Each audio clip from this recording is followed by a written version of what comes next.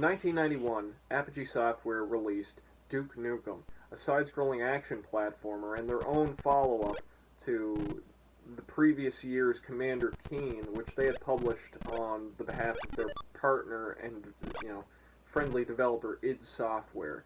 Commander Keen was a technical marvel, being the first PC game, DOS game, to have true side-scrolling graphics in the style of Super Mario Brothers. But Duke was a runaway success for Apogee, having more of an action focus. Following that, they released Duke Nukem 2, which was a technical iteration miles above the original game. And with those two successes under their belt, they saw what id were doing with Wolfenstein 3D, and then the big one, Doom, and so they decided that Duke 2 should enter the third dimension, which brings along Duke Nukem 3D. And with the release of Duke Nukem 3D, Apogee took on the name 3D Realms. Reality is our game. And the rest, as they say, is history in regards to that title. But Duke Nukem 3D was big. It was a big success for Apogee. And what do you do when you have a big success? Well, you gotta make a sequel. You wanna dance? And thus begins the tale of Duke Nukem Forever, possibly the greatest tragedy of the video game industry. 14 years of mismanagement, and an eventual release in June of 2011. The development of Duke Nukem Forever would actually see 3D Realms proper closing down, never to recover from financial ruin that it put itself through, having to continually pay a development team with no product to bring resources into the company. 2009, the development team was laid off and 3D Realms was effectively dissolved until newcomer Frederick Schreiber revived the brand with some help of a Swedish banking firm, I believe, and brings us the 3D Realms we know today, developers of Bombshell, Rad Rogers, and Rise of the Triad, the 2013 Rise of the Triad, sorry. But this is not a video about that. This is a video because today, June 11th, 2021, is the 10-year anniversary since the release of Duke Nukem Forever and the effective death of Duke Nukem as a franchise, from being quite possibly one of the most popular video game brands in the world in the late 90s and early 2000s to being a laughingstock, a joke. Through massive mismanagement at the hands of George Broussard at 3D Realms, sorry George, and the colossal blunder that was releasing the game in its launch state from the fine folks at Gearbox, Duke received a re-release to Duke Nukem 3D in 2016, known as Duke Nukem's 20th Anniversary World Tour. I'm getting too old for this shit. And appeared as a downloadable character skin for Gearbox's re-release of Bulletstorm. I need that energy cell. EC's played now. Hashtag busy killing. Kill faster.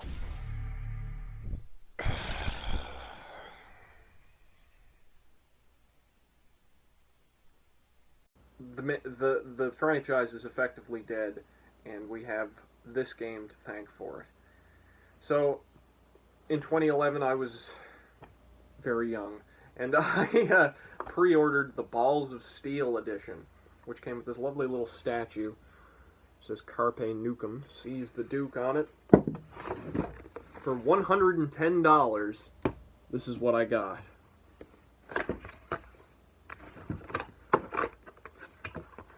Hail to the king, baby.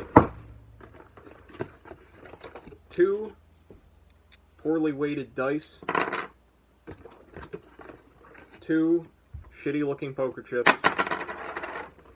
a tiny little deck of cards, which I can't get open at the moment, but, oh yeah, there we go. They feature this design on the back, and the faces are entirely generic black and white. Cheap, cheap, cheap, cheap.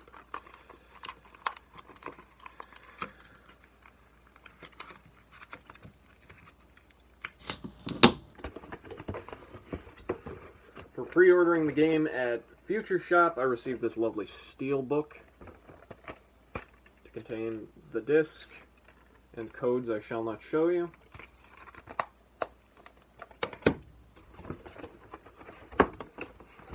A small comic book featuring Duke fighting laser shooting sharks. Essentially a piece of preview for the then upcoming Duke Nukem Glorious Bastard comic series, of which I purchased and have a trade paperback copy of. Here is the sleeve to the actual game disc. It came in a small, like an actual plastic DVD case, and I put it into the steelbook. A paper craft of Duke Nukem that I will never do.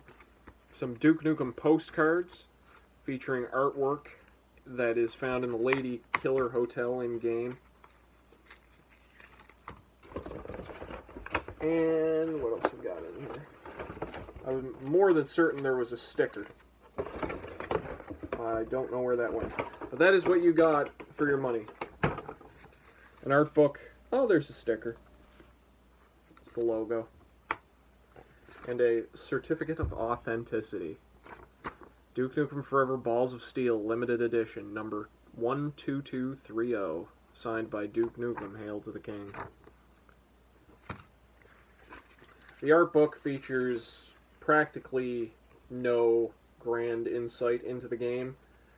All of the artwork found within was posted online by various developers who had been laid off from 3D Realms, and there was a Prima game guide released in 2011 for the game. That there was a collector's edition of that which contains all of this and much, much more, which I would much rather have that one, but I also wasn't going to pay $70 for it. This is a photo of the 3D Realms team from the day that everyone was laid off, and their office was closed in Texas. So, aside from a lackluster collector's edition, I also had the First Access Club, which was a marketing scheme done by Gearbox. Basically, if you bought the collector's edition of Borderlands, or the Game of the Year edition of Borderlands, you were given access to the Duke Nukem Forever First Access Club and a little tag on their forums, which no longer exist. And what you got in that was an entry into a bi-weekly draw. I won that draw once, and for that I got this metal mousepad. Very snazzy promotional art of Duke. There's two versions of this image, actually. There's this one, with Duke reloading his 1911, and there's one where he has a cigar in his mouth. And I know that the cigar version featured on the cover, like you can see he's smoking a stogie. That's the North American version. I know in Europe there was no cigar in his mouth on the cover. I assume it has something to do with their laws with tobacco depiction. Now, the game itself, at release, horribly optimized.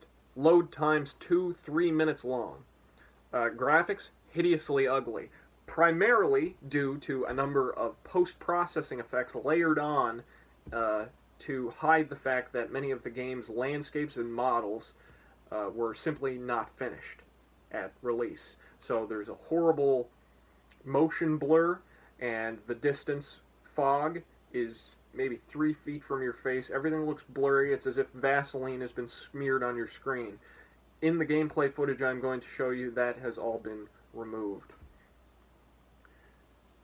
The thing about Duke Nukem Forever is that it is not a horrible game. It is simply an unfinished one, which may be the ultimate irony for a game that spent 14 years in development.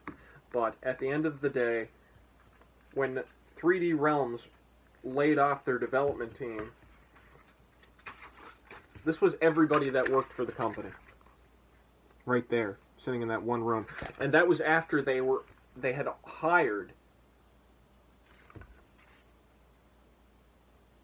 There are people in this photo that had been with the company since the 90s, but there was also, I remember, in 2007 and 2008 and in early 2009s, job postings where 3D Realms was hiring people to work on Duke Nukem Forever to try and get it out the door because they were running a team of maybe just over a dozen people to try and make this massive, you're looking at a 20-hour campaign, full 3D graphics in the Unreal Engine, which is another thing. Speaking of the unoptimized nature of Duke Nukem Forever, the game runs on Unreal Engine 1. At the time, it was assumed to be running on Unreal Engine 3 because Duke Nukem, 3D Realms never spoke publicly after about 2002, 2003 about how the development process with the game was going, and having before that switched from the Quake 1 engine to the Quake 1 engine to the Quake 2 engine to the Unreal Engine, it was assumed that during one of the many development hiccups that they had switched engines again. It's simply not true. They continually iterated upon the Unreal 1 engine for 10 years. The game started development in 1997. It was effectively restarted in 2004 and then again in 2007. In 2007, for Christmas 2007, we saw the first footage of the game since E3 2001.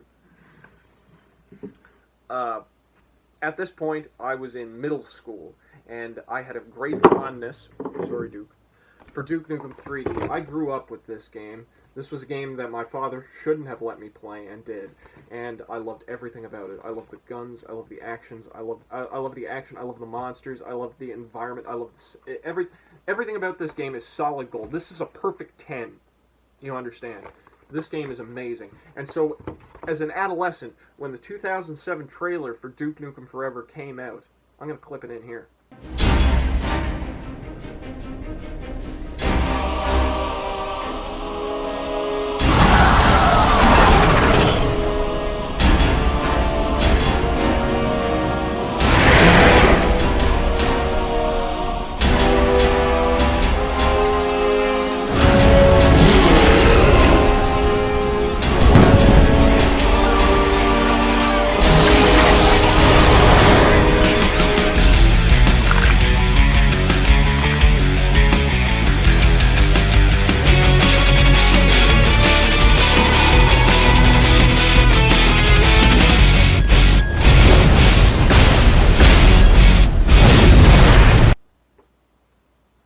I shit my fucking pants. I was so excited. For 2007, that trailer looks pretty fucking good. Duke looks great. The Pig Cop looks great. The Alien Enforcer looks great. You don't really see much of the environment, but that's Vegas at night. It looks fantastic. And then nothing. For years. Until finally, 2009 comes along, and we hear 3D Realms is gone. 3D Realms is laid off. Cut to a year later, Gearbox shows up at PAX with a demo, a playable version of Duke Nukem Forever. After all these years. And a release date? May 2011? It's coming out? It wasn't enough time. Gearbox bought the rights to Duke Nukem Forever off of 3D Realms. They bought Duke Nukem Forever and the rights, while 3D Realms continued to own the distribution rights and the games coming before Forever, because Gearbox at this time, Randy Pitchford, a former employee of 3D Realms in the late 90s, it was his first job working on the Atomic Edition for Duke Nukem 3D, was friendly with George Broussard and Scott Miller, the CEOs of 3D Realms. He didn't want them to go belly up completely, and Duke Nukem 3D still makes money. The Xbox 360 release and so much other. Duke Nukem still profitable even in its obscurity. Duke Nukem Forever comes to them, and what you effectively have here is a real problem for Gearbox, because this is a game that has been in development for 14 years, or 12 years in 2009, and it's not anywhere close to done.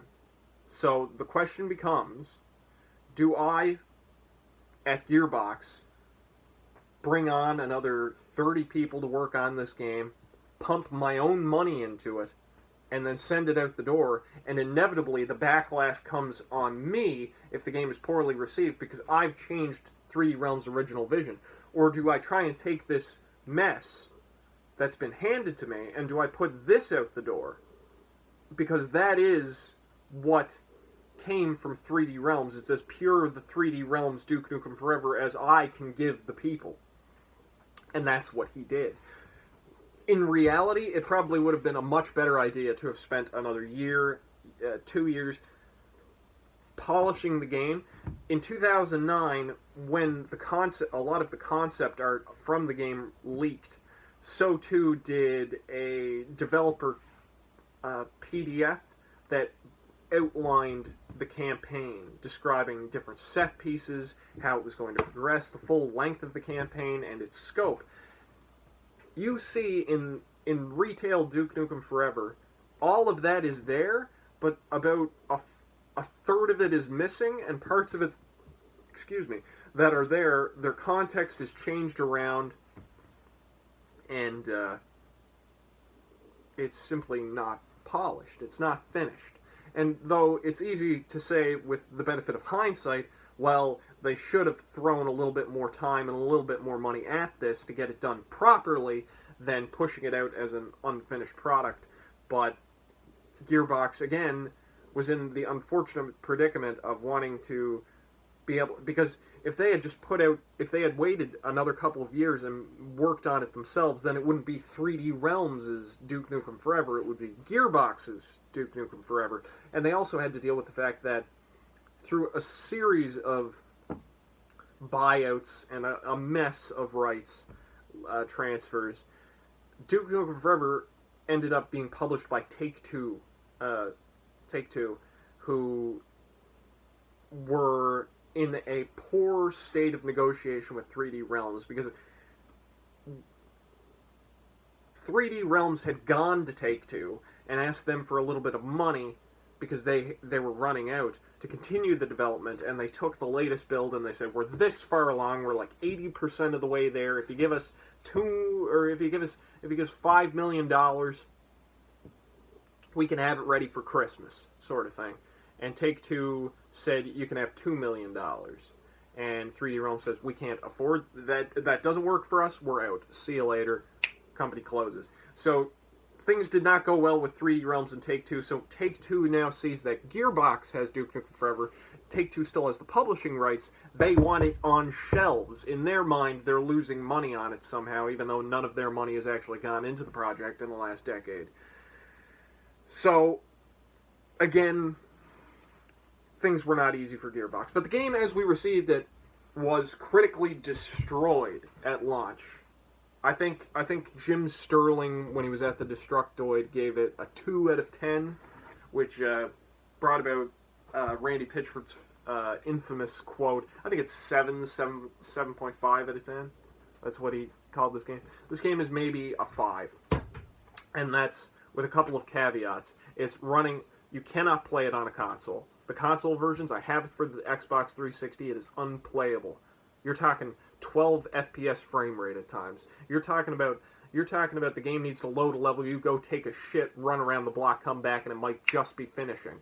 It is unplayably bad on consoles. But if you play this game on PC today, first thing you do is you turn off all the After Effects. The next thing you do is turn on the 4-weapon limit, because when the game launched... Oh, my timeline is all fucked up for this video. Prior to 3D Realms going under, the only officially released footage was the 2007 teaser trailer. Following the 2007 teaser trailer, Jace Hall, CEO of Monolith, the creators of Blood and No One Lives Forever, had a show on Cracked. Crackle? He had a web show called the Jace Hall Show, and it gained a lot of notoriety because he went to the 3D Realms offices, sat with George Broussard and Scott Miller, and talked to them about Duke Nukem Forever. This is the first interview with George and Scott in 10 years, talking about this game, more or less 10 years, since 2001. And in his time at 3D Realms, he was allowed to play a then current build of Duke Nukem Forever, and it's not screen captured, but it is a camera pointing at the computer screen, and in that footage you could see many things that changed from that build until release, and the most prominent one, the most maligned one, is regenerating health. The ego system, as it appears in Duke Nukem Forever, is essentially just regenerating health. The idea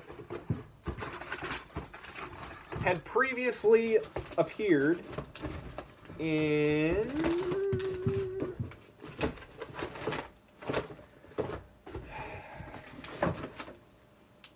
Could have swore I had it there, but I don't. Duke Nukem Manhattan Project by Sunstorm Interactive, released in the early 2000s, whereby Duke Nukem had ego instead of health, which was essentially a regular health bar, but every time you killed something, you got an ego boost. Every time you saved a woman, you got an ego boost. Every time you picked up ammo, you got a little bit of an ego boost. So your health regenerated naturally through gameplay. It wasn't a stop and wait sort of thing. The second thing is that Duke Nukem 3D and its ilk of the 1990s were known for having arsenals of weaponry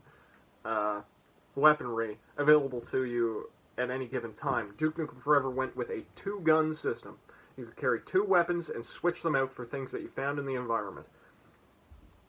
Ammunition pickups were limited almost exclusively to ammo crates, which was just a box that you walk up to, you hit the use key, and it replenishes all the ammo for the two guns you're holding. This was a devastating critical mistake. Not only does it limit your chances, your different approaches to any given environment, it means that specifically whatever weapon is available in that area you're going to need to use for that area, so there's no way you can stockpile ammo previously unless you just happen to have still had the gun from another encounter earlier, which speaks to a difference in the fundamental design between Duke Nukem 3D and Duke Nukem Forever. Duke Nukem 3D is level-based. It's of the Doom ilk, whereby maps, you have individual maps and levels that you complete and then progress to the next one, whereas Duke Nukem Forever follows in the Half-Life 2 ilk of first-person shooter design, which makes sense when you think of how the development went, because when in 1997 Half-Life 1 came out, which really brought forth the notion of linear scripted level design in first-person shooters. But the problem with Duke Nukem Forever is that people expected Duke Nukem 3D style level design. And the other problem with Duke Nukem Forever is that to get the game running on consoles, the levels had to be so stripped down as to be simple barren corridors to navigate through, with no interesting combat encounters basically at all. I'm going to show you a little bit of gameplay footage of it now. This is the level Ghost Town and Highway Battle. Highway Battle was the demo version, or when Gearbox went to PAX and released a demo for the First Access Club, this was the level in that demo. And Ghost Town is considered to be one of the best parts of the game, and you will see how short it is, and you will see how non-remarkable it is, and take that as a take that for what you will. Alright, so this is how the level begins. This is obviously the previous level where we're on riding around in cute monster truck and one foot, cute little aloof and his melee attack is all but completely eliminated forever, replaced with pistol whipping, which was a minor complaint about Forever at the time, not that it amounts to much. But this entire segment, the truck does not handle particularly well. It's fairly standard. You can see the choppiness of the frame rate here. I don't know if that's perhaps affecting it, but my computer is far and away strong enough to this game without hiccups. of that sort. Structural environments we're seeing here, you can get out of the truck if you like and search that trailer up there. There's a rat you can put in the microwave.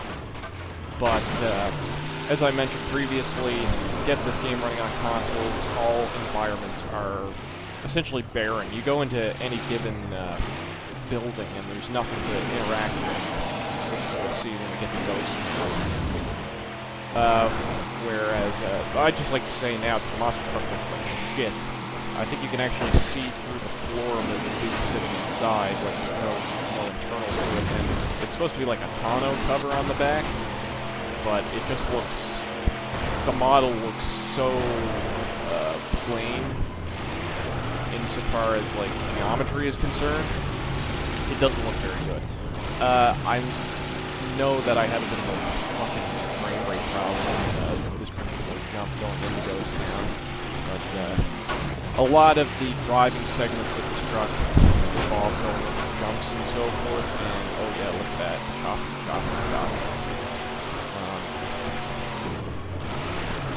Anyways, with Duke Nukem 3D, it's so notable as being a build engine game, the interactivity of the environment, so much set dressing that you can toy around with that simply isn't present in Duke Nukem Forever at all. Yeah.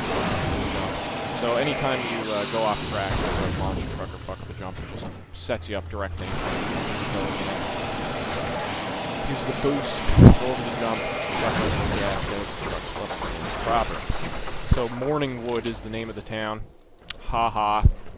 Something I didn't really talk about previous to now is the painfully juvenile humor of Duke Nukem Forever, which can't really be pinned on 3D Realms as much as it can be on Gearbox, because prior to 3D Realms shutting down, the story wasn't developed at all. It was just levels, you know, working on the structure of the game as opposed to the narrative and so forth. The 3D Realms shuts down, and a small amount of the developers who were laid off formed another group called Triptych, and they continued it. I believe the game has 2 writing credits, both of them women. I think like wives of the developers. It's kind of silly like that. Anyway, so this is considered Tombstone reference. That's Duke Duke. The best level in the game, and this is what I was talking about before, the barren environments. You come in here and it's fucking nothing. Like the windows aren't even real. That's it. Blinds are down. It's just a wooden box. This building here is probably the most detailed out of all of them because it's got a little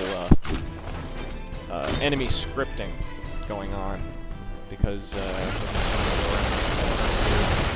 pig cops. Oh, the pig cops go for Berserker in Duke Nukem Forever, which is that's an execution move. It restores your ego, which is very Doom 4, Doom 2016-esque. Yeah, you see the scripting here. Pig cop opens that door. Spawns in as you it's a cute little combat encounter. The AI for the pig cops is not very sophisticated whatsoever, but well, I guess we'll talk about the weapon handling. The pistol is serviceable, let's say. Shotgun is the best feeling gun in the game, and probably the only one that feels real good. The RPG, which they're all primarily weapons that carried over the RPG. It has a lock-on feature, and I think it has a max capacity of like 5 rounds before you have to go to an armor ammo crate and refill it. The Ripper, possibly the most disappointing of the original guns to carry over. It does not have a very good sound to it and makes it feel weak, but it is one of the most useful military weapons in the game, so here. As I said already, the game came with a 2-weapon loadout limit, and I've got it up to 4 here. My original playthrough of the game, there was an achievement on Steam for beating the game while carrying Duke's Golden 1911 the entire run, so that left me with a pistol and 1 other gun for the entire duration of the campaign. Not fun. But yeah, here's the Assault Commander shooting rockets out of his asshole. He's a bit spongy. he goes down. No problem. Doesn't really jib. Kind of a bunch of fat.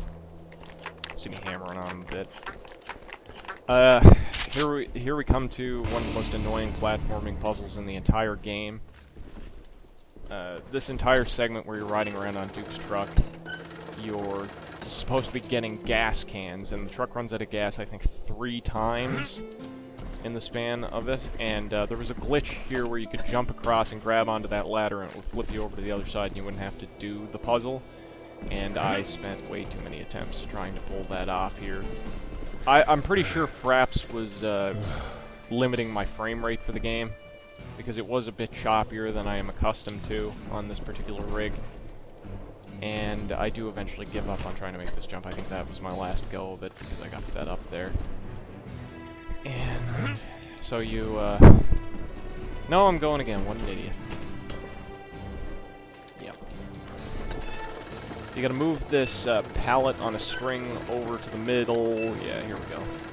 So you move it over, jump across, go up, lower a ladder down.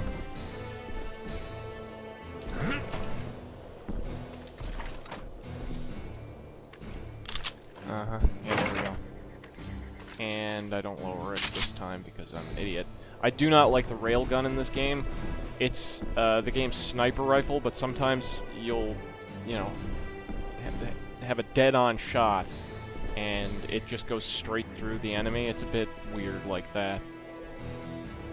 Duke's movement speed is something that's been maligned a lot. His regular walking speed is fairly slow, especially for fans of, you know, old-school FPS games. Do I even go back? No? Alright. Yeah. It had been a while since I played when I recorded this gameplay footage. Sorry, folks. And his sprinting causes him within like a second to start gasping for air desperately. I'm sure that I have this muted to record commentary, but I'm sure you'll hear that at one point or another. He's got one jump sound effect, much like, you know, Quake, Ranger from the original Quake. But not quite as pleasing to the ear, let's say. So, jump across. Grab the gas can. Run back outside, some more pig cops spawn out of nowhere. Oh, no, shit that flies in, so that's the justification for more of them just popping out of thin air. It's not a hard combat encounter, and I'm looking at Suck it down. this is less than 10 minutes, this entire level. And it is regarded, once again, as one of the best levels in the game, so that should really tell you something. I don't dig on swine. Let's see if I get a mighty kick off in here somewhere. Nope. Just pop him and he drops.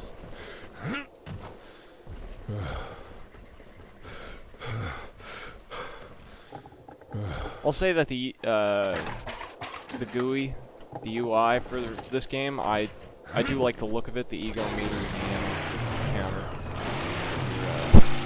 Usable inventory items. It all looks alright. I think the most inconsistent thing about Duke Nukem Forever, insofar as its design, is the look of technology. And, I mean, obviously that's something that happens when you go through 14 years of development. There's going to be some inconsistencies as people come and people go. Alright, so the load screens, back in the day, this would take you somewhere in the range of 5 minutes to load a level, and you can see the game tanking during the loading screen as it's trying to haul the next level up for you. Highway Battle Part 1 is tedious.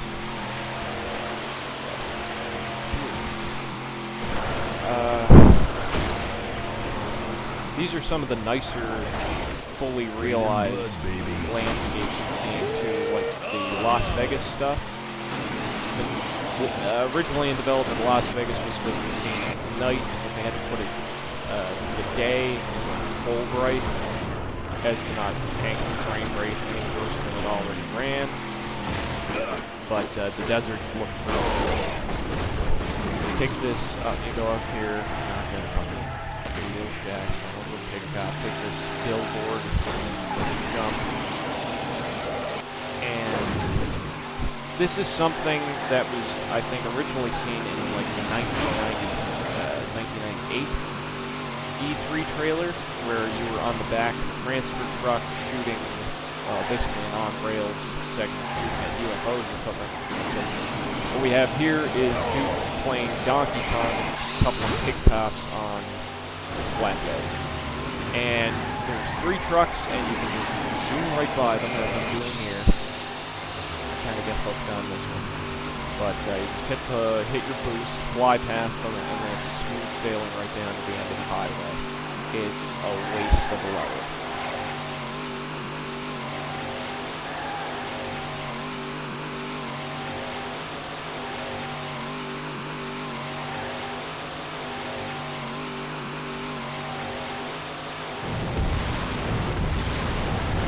So right here is where the demo begins, the PAX demo, and I start off going in the right direction, and then I get turned around and pull a UE back over here.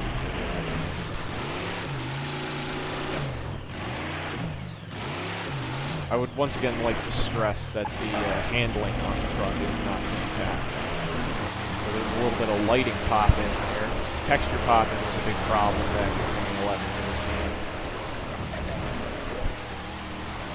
And like I said, I've got all of the post-processing effects turned on so you can actually see what the fuck is happening. Otherwise, this would probably make a little bit of texture pop in when the ground just tries to close the texture. Basically becomes a lot more clear, which is and we're about to hit another loading screen here.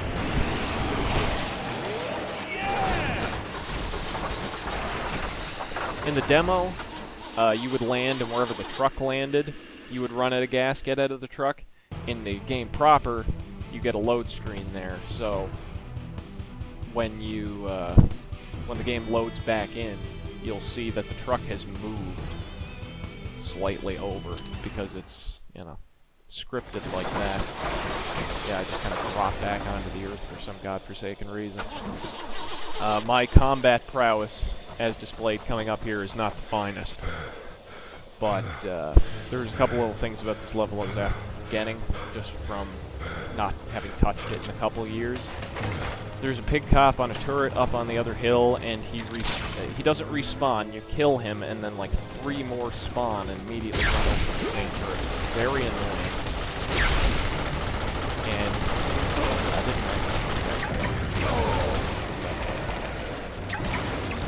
why that one didn't kill any of them, I could not tell. Ew. Get wrecked with the splash damage there. Yeah, this pig cop berserking. They deal a lot of damage. The pig cops are a serious threat.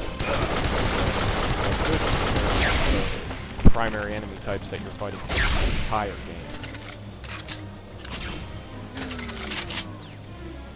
It occurs to me that I haven't spoken at all about the story of Duke Nukem Forever, and that's because it doesn't matter in the slightest. It's asinine. Aliens showed up. Just go kill aliens. There's some attempt at intrigue with the President and General Graves. General Graves is basically in the game as far as I can tell because he was prominent in the 2001 E3 trailer, and so they felt that they had to include him to some extent. And I wish I had known about that pickle right there. I wish I had showed it off in the gameplay video. And there's Duke's kick. That's the only time the kick is in the game. The Hollow Duke in Duke Nukem 3D was pretty much useless. It was good for multiplayer deathmatch, not a hell of a lot else, but in Duke Nukem Forever, using the Hollow Duke will also turn you invisible, so it works as a nice little thing when you're swarmed in a combat encounter. Not that there's ever enough enemies on screen at one given time before you get swarmed. This gameplay footage is recorded on the medium difficulty skill Let's Rock, just because. No particular reason, I just wanted to show you a little bit of the game. That's a beer. If you drink a beer, your screen turns impossibly blurry and it makes you damage resistant. It's useless. The beer power. Yeah, you can just tank shots, like pistol shots from a pig cop. You can just run straight up and pop them with a shotgun. It'll drop like nothing else. There's a shrinker here. I don't believe I picked it up. No, maybe that's just in the demo. In the demo, there's a shrinker there.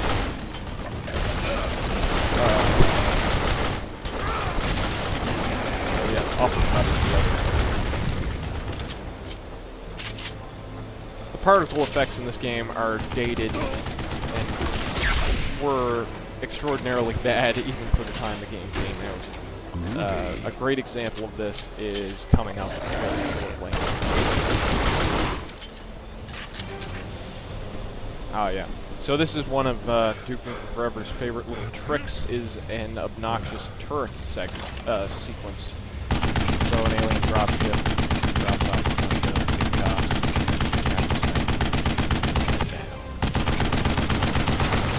But you'll also see there's like a heat effect coming off the top of the gun. Harder to see what the fuck they're doing. Big cops take damage on the turret pretty well. It's just a little tedious. So once these guys are dead, that drop ship maybe another one gets up there. Shot that one before smoking. Comes back around and serves as a mini boss battle.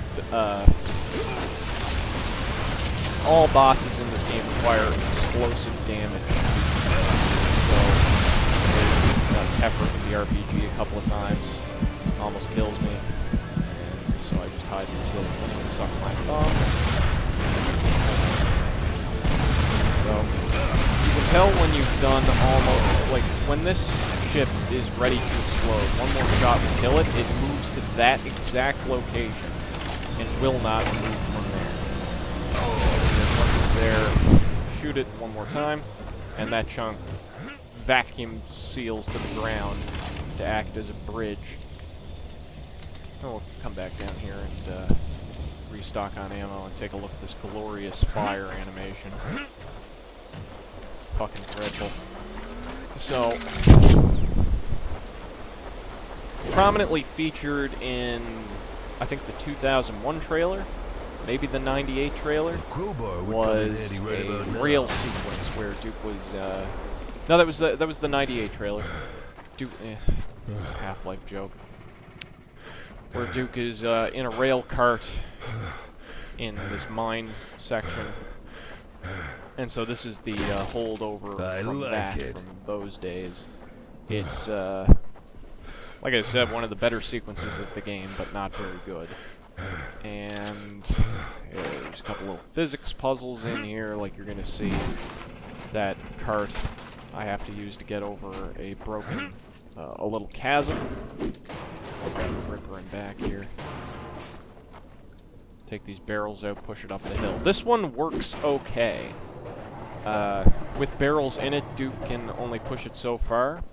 So you grab them, throw them out, and it'll go up to the top. You can see I kind of back off from it, and then give it another little walk. That almost works, and it snaps into place for this scripted sequence. Pull the lever, and my FOV goes back to the default because of the canned animation. And you grab the... Ooh! Bad I'd buy this for $1. Grab the gas can, and this quick little sequence that I have in the back of my hand. A couple little octobabies pop out of that hole, blow them up with pipe bombs. These are impregnators. They're basically a dick and balls that shoot sperm at you. Kill those. Another one drops down from the ceiling. Let you go up the hill like that. Not even sitting on the planks properly.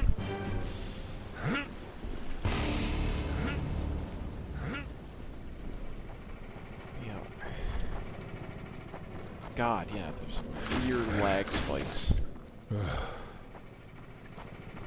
This is where you can really see how poorly done the physics for this is. There's no physics here, it's just a canned animation of it rolling up the hill. It'll stop dead at certain points, and you just touch it, and then it goes again. You run up, touch it again, moves forward. It's not even on the tracks there for part of that. And hop in the thing. Your jump is so small you have to climb on a rock to get into the cart properly. One cute little thing I like about this this sequence here is as you're going around, there's some bats that fly out, and you hear the sound effect for bats from Duke Nukem 3D. That's just that makes me happy a little bit. This is the only time you ever ride on a rail cart, and you are, you know, completely stationary. You have no control. You can move Duke's head around a bit if you so desire, but that's it. And just like that, the level's over. Following this, we're stuck driving again, and it takes you to the dam, which takes up probably the last third of the game, and it is a mostly joyless experience. So, what I really don't like about this is judging off the grill, Duke's monster truck is a Dodge Ram, which just makes me sick.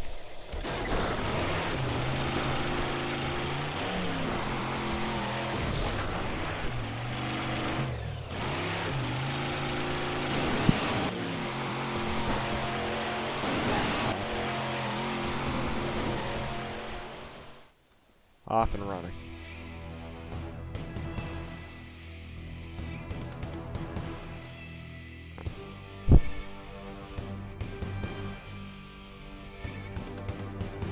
Doubtlessly, you've picked up at this stage, just from the existence of this video, that I am a big fan of this franchise. And even Duke Nukem Forever, I love. I have hundreds of hours logged in this game on Steam.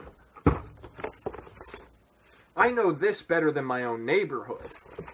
I love Duke. And it is heartbreaking that in 10 years since Duke Nukem Forever has come out, with Gearbox having repeatedly promised more Duke, there has been no new releases.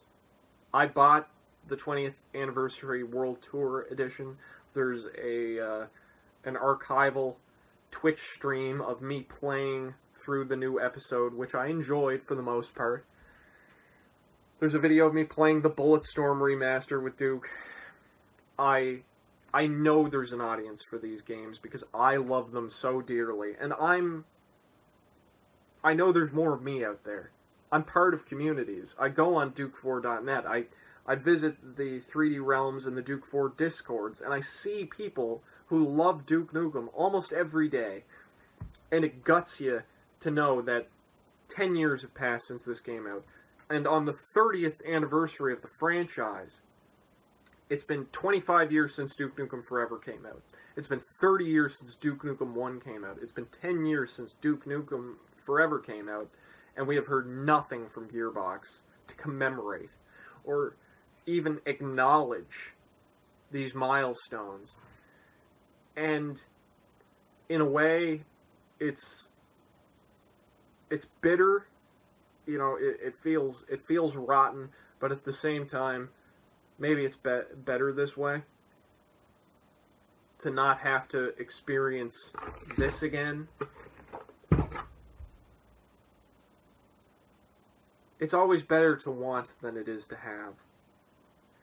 And with how much of my life I've poured into loving this series as much as I do, as many times as I've played Duke Nukem 3D, as many times as I've played 0 Hour, as many times as I've played Duke 1-2 Manhattan Project, as many hours of my life as I've poured into Duke Match, as many hours as I've poured into Duke Nukem Forever, I've spent talking with other people who care about... As much as I want a Duke Nukem 5, I know it's never going to happen. And it's just so miserable that this is the way that Duke Nukem died. And I wanted to say something about it, and so now I have. I didn't have a script to go off of for any of this, so I hope I've been at least somewhat coherent, and I hope that I have imparted to you my passion about this subject, because since I've made this channel, I've wanted to talk about Duke. I did a video about Blood, I've talked about Warcraft, I've talked about the Atari, I've talked about so many things that I'm passionate about, and Duke Nukem is at the top of that list. And hitherto now, I have not really gone into that, and this is, I suppose, my way of saying goodbye. Get that crap out of here.